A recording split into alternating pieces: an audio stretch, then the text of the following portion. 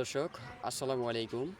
তো আমার এই ছাদ বাগানে কলবের ছোট একটি কটবেলের চারা, এটাতে দেখলাম যে দুটির এই প্রায় 6 মাস হয়ে গেছে লাগাইছি, কিন্তু প্রায় এখন দেখলাম 6 মাস পরে দুটি ডালে চমৎকার ফুল এসেছে। এই দেখুন, চমৎকার, বেশ চমৎকার দুটি ডালে ফুল এসেছে।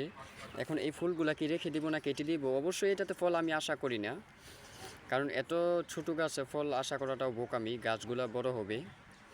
তো আমাকে জানাবেন যে এটাতে কি করা যায়, এইটা কিভাবে গাছটাকে একটু বড় করতে পারি বা কিভাবে পরিচর্যা করতে পারি, একটু দয়া করে জানাবেন। অসংখ্য ধন্যবাদ সকলকে।